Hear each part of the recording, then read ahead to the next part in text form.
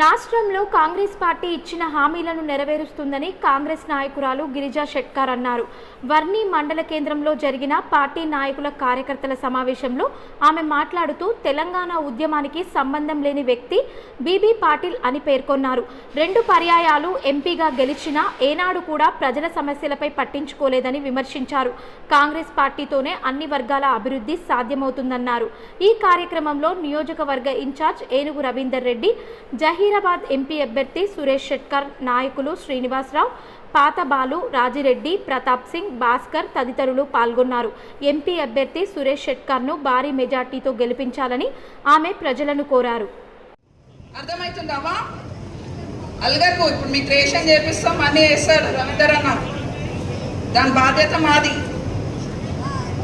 ఇంకా మీరందరూ ఆలోచించాలి. అందరికీ తెలుసు బీబీ పాటిల్ బిజినెస్ పాటిల్ అని మాట్లాడుకుంటున్నారు, కానీ మళ్ళీ వాళ్ళని గెలిపిస్తున్నారు.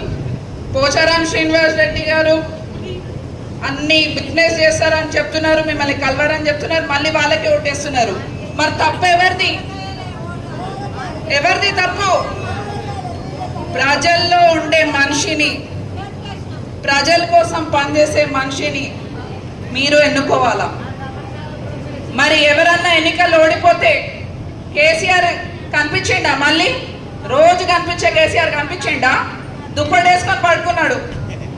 మరి రవీందర్ అన్న ఓడిపోయిన 6 రోజులు కూడా ఇంటికి వెళ్ళకుండా ప్రజల మధ్యలో తిరుగుతున్నాడు. మరి మా నాన్నగారు సురేష్ షెట్కార్, మరి మీకు అడ్రస్ తెలుసా? మా అడ్రస్ తెలుసా? సురేష్ షెట్కార్ అడ్రస్ తెలుసా? నారెంకే. ఇక్కడ ఎన్ని సంవత్సరాల నుంచి మన నారంకేడే.